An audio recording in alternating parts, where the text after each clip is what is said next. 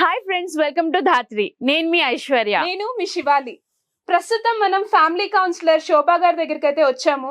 Last time మనం చేసిన videos లో కామెంట్ సెషన్ లో ఫ్యామిలీ రిలేటెడ్ ఇష్యూస్ కి సంబంధించిన క్వరీస్ కొన్ని మెన్షన్ చేశారు.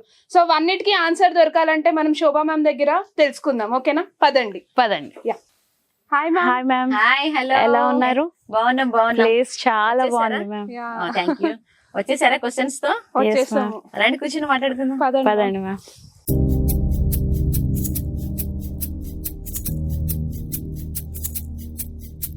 సో ఇప్పుడు మ్యామ్ మనం చూస్తున్నామంటే మ్యారేజెస్ అయిన ఫ్యూ మంత్స్ లోనే కొంతమంది విడిపోవడము, డివోర్స్ కేసెస్ అవి ఎక్కువ అయిపోతున్నాయి. అవును. సో దానికి రీజన్ ఏంటి? ప్రేమ ఎక్కువ ఉండి అడ్జస్ట్మెంట్ ఎక్కువ ఉన్న చోట తగ్గిపోతుంది. అలా కాకుండా ఈగో ఉండి నేనెందుకు తగ్గాలి అని కనుక ఎప్పుడైతే ఉంటుందో అప్పుడు అది ఈమె నా కోడలు, నేను దూరంగానే ఉంటాను, నాకు ఈమెతో సంబంధం లేదు అన్నట్టుగా ఉన్నా, తర్వాత ఈ అమ్మాయికి అత్తగారంటే ఎక్కడ అన్ని వింటారు కదా, వీళ్ళు అత్తగారులు ఇలా ఉంటారు, భయపెడతారు, అటువంటి మనసులో ఏమున్నా కూడా భర్త మంచివాడే కానీ అతనికి భార్య రెస్పాన్సిబిలిటీస్ మనం షేర్ చేసుకుందాము అవేం తెలియదు అతనికి. ఎందుకంటే అతను పెరిగిన వాతావరణంలో ఎంతసేపు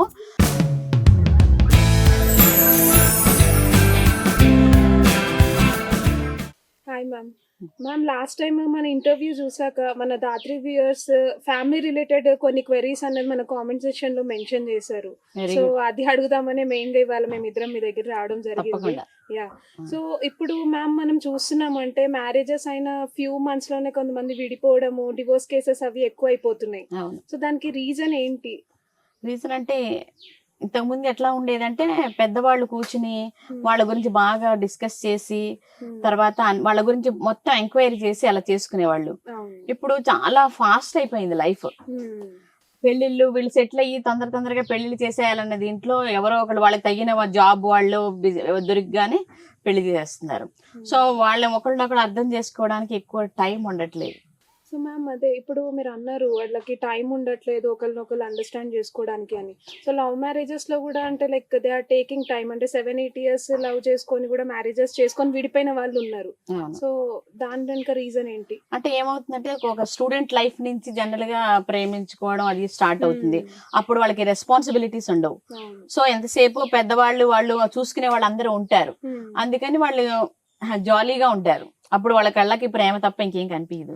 కానీ ఎప్పుడైతే వాళ్ళు జాబ్స్ లో సెటిల్ అవుతుండగా పెళ్లి చేసుకుంటారు అప్పుడు ఇంకా వాళ్ళకి తెలుస్తుంది వాళ్ళే మొత్తం చూసుకోవాలి, రెస్పాన్సిబిలిటీస్, ఇంటి పనులు చూసుకోవాలి, బయట పనులు చూసుకోవాలి.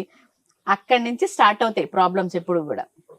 అది లవ్ మ్యారేజ్ అవని అంటే అరేంజ్డ్ మ్యారేజెస్ లో కూడా కొంతమంది ఉద్యోగాలు చేసే వాళ్ళ మధ్య ఇటువంటి సమస్యలు వస్తాయి. లవ్ మ్యారేజెస్ లో ఏంటంటే ఇంకొంచెం ఫ్రీడమ్ ఉంది అనుకుంటారు కాబట్టి సమస్య ఇంకొంచెం ముందు నుంచే కొంచెం ఎక్కువగా ఉంటుంది అనమాట.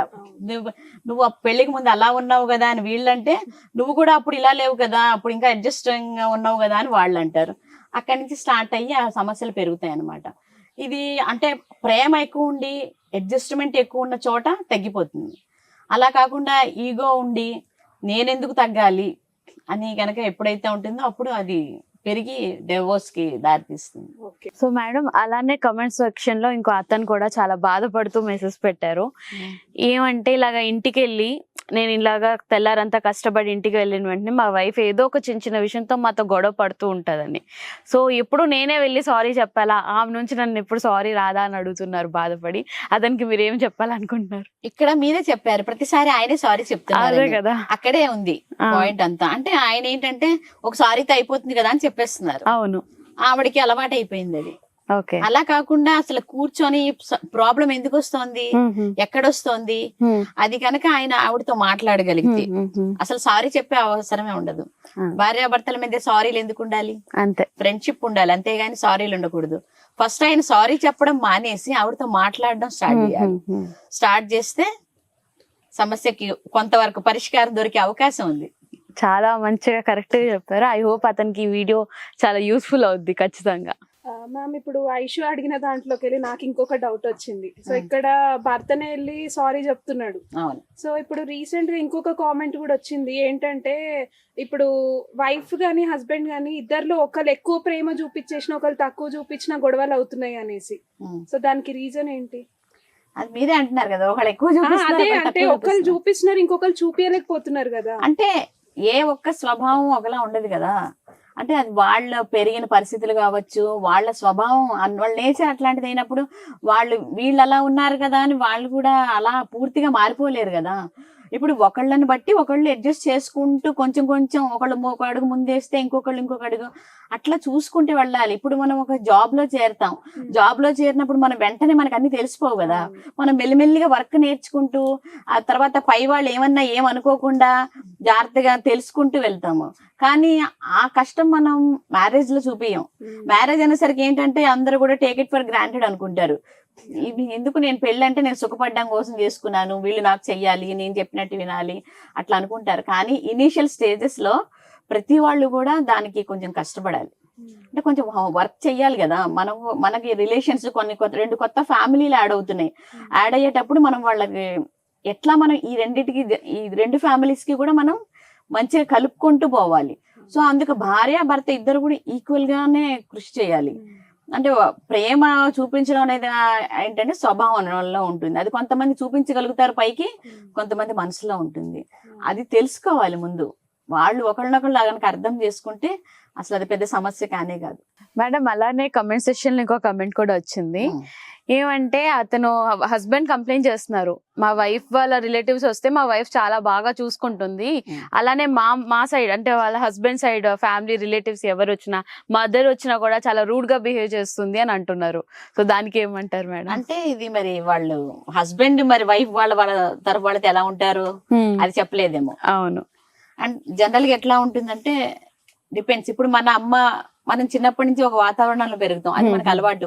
మన అమ్మ వాళ్ళు కానీ మన అక్క వాళ్ళందరితో మనకు ఒక ర్యాపో ఉంటుంది. అవునండి, ఖచ్చితంగా. సో ఆ ర్యాపో వల్ల మనం చాలా ఈజీగా వెళ్ళిపోతాం. వాళ్ళు మన ఇంటి జనరల్ గా మన అమ్మ వాళ్ళు మన ఇంటికి వస్తే కూడా మనకి హెల్ప్ చేస్తూ మన వంటింట్లోకి వచ్చేస్తారు వాళ్ళు. అవును.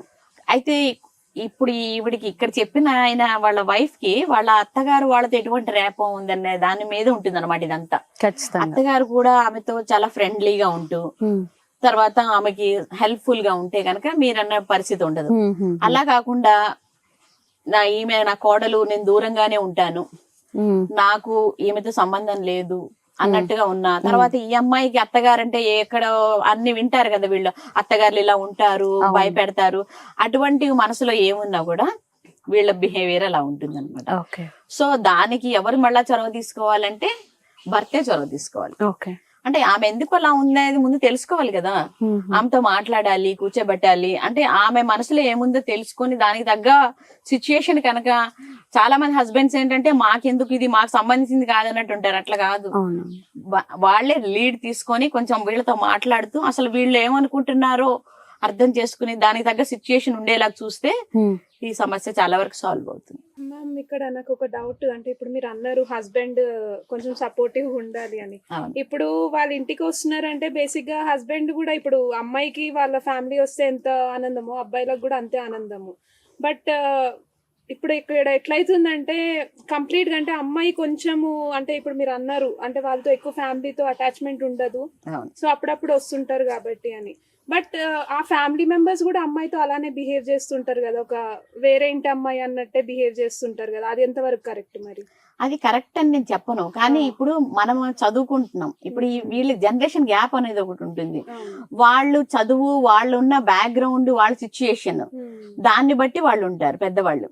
ఇప్పుడు మనం పెద్దవాళ్ళని మారమని చెప్దామా, చిన్న వాళ్ళని అడ్జస్ట్ అవ్వమని చెప్దామా? పెద్దవాళ్ళు మారగలరా? మారలేరు కదా. నేను మీకు ఇక్కడ ఒక ఎగ్జాంపుల్ చెప్తాను. ఒక అమ్మాయి సాఫ్ట్వేర్ జాబ్ చేస్తుంది. ఆమెకి వాళ్ళ పేరెంట్స్ సాఫ్ట్వేర్ అతన్నే వెతికి తెచ్చి చేశారు. వాళ్ళిద్దరి ఇటు అమ్మాయి వాళ్ళ అమ్మ వాళ్ళు, అటు వాళ్ళ అమ్మాయి వాళ్ళు కూడా ఇద్దరు కూడా పల్లెటూరు నేపథ్యాలు. సో పెళ్లికి ముందు వీళ్ళకి పెద్ద కలుసుకోవడం, మాట్లాడుకోవడం అటువంటివి ఏం జరగలేదు. పెద్దవాళ్ళు పెళ్లి చేసుకున్నారు, ఒక పాప కూడా పుట్టింది. అతనే మొదటి నుంచి కూడా ఫ్రెండ్స్, జాబ్, చాలా జోవియల్ గా హాయిగా ఉంటాడు. ఈ అమ్మాయికి పాపం రెస్పాన్సిబిలిటీ పడింది. అన్నాళ్ళు ఉద్యోగం చేసే అమ్మాయికి కొత్తగా పెళ్ళయింది, తర్వాత పాప పుట్టింది. ఆమె పొద్దున్నే లేచి వంటలు చేసి ఆఫీస్కి వెళ్ళి వచ్చి మళ్ళీ పాపను చూసుకోవాలి, పాపని చిన్న కేర్ సెంటర్లో చేర్పించడం, దింపడం, ఇవన్నీ కూడా ఈ అమ్మాయి చేసుకోవాలి. భర్త హాయిగా తన ఆఫీస్ చేసుకుని వచ్చి కాసేపు వెళ్ళి బయటికి ఫ్రెండ్స్ తో గడిపి 9ంటికి వచ్చి పాపకి హాయ్ చెప్పి కాసేపు ఆడుకుని పాపతో తర్వాత శుభ్రంగా భోజనం చేసి పడుకుంటారు. అయితే వీళ్ళిద్దరు కూర్చుని భార్యకి భర్తకి మధ్య ర్యాపో ఎక్కడుంది?